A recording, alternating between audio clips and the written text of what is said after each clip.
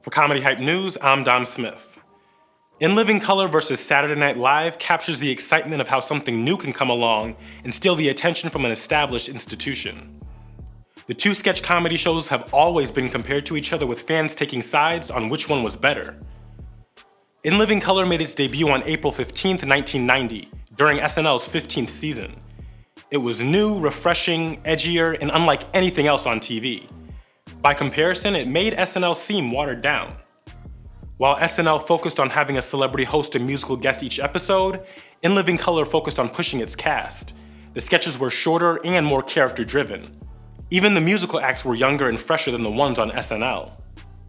When In Living Color first hit the air, its diverse cast was one of the many things that separated the two shows, especially considering SNL's cast was all white at the time.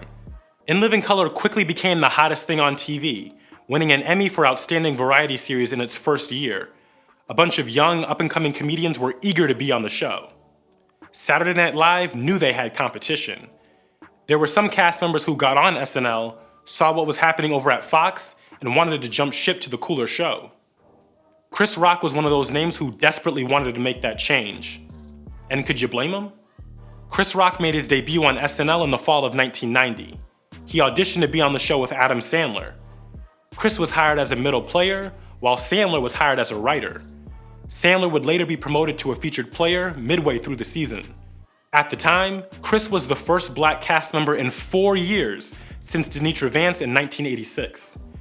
The 1986 season was also the same one that featured Damon Wayans, however he would be fired before the season ended. Chris joined SNL the same year as Chris Farley, Rob Schneider, and David Spade. They were referred to as the Bad Boys of SNL, along with Adam Sandler. They got the name for their broader, outrageous, and fast-paced style of comedy. On SNL, Chris struggled to find his voice. As soon as he joined the cast, he suffered the same comparisons that Damon Wayans was subjected to. People were calling Chris Rock the next Eddie Murphy. When I got hired, Lauren told me, "You're gonna be the next Eddie Murphy." And then a year later, he said, "No, you're not." Chris didn't do impressions, nor was he known as an improv comedian, so SNL wasn't exactly suited for his skill set. He fought hard for his sketch ideas to get on the air, but producers didn't necessarily get what he was trying to do. He would pitch us skits that we thought was, "Oh my god, this is gonna kill," and then they would just shoot him down every week. I remember him being really frustrated with that. He would say, "They just don't get it. They don't see what I'm trying to do. They only got the more obvious black things, NatX, Black Power guy, hip hop guy. I was on the bench a lot."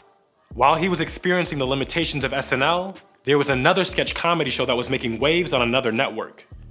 That sketch show was cooler, younger, and took more risks. Chris felt like he was missing out. Now, with increasing frustrations with the sketch show, Chris knew he was ready for a change, and SNL may not have liked that. I was in year 3 at SNL, and I don't know, I guess I was a little like, what's going on? Now at that point, I talked to Lorne Michaels about not being on the show. And then they cut me. In a 2011 interview with Marc Maron, Chris explained his departure from SNL. "I was fired because I was leaving to go to In Living Color." With the introduction of In Living Color and sitcoms like Martin and Living Single, Chris noticed that the culture was changing, and he wasn't a part of it. "I wanted to be in an environment where I really didn't have to translate the comedy that I wanted to do." Chris explained there were several instances where producers wanted him to do things that he flat out refused to do. There were times where they tried to get Chris to play slave-type characters. Not that I thought they were racist, but if you're the only black face that's going to be seen for an hour and a half, it feels racist. It feels racist if that's all you see. If you were on In Living Color and you're a Ubangi tribesman, there was a black thing before that and one after you. There's context. In that same interview, Chris explained the dynamic between white sketch comedy shows and black sketch comedy shows. You see, Chris hired Wanda Sykes as a writer on his late-night talk show on HBO. Wanda eventually got hired as a writer for another sketch show that was produced by Steve Martin. Chris explained, "I know that world. I know those white people."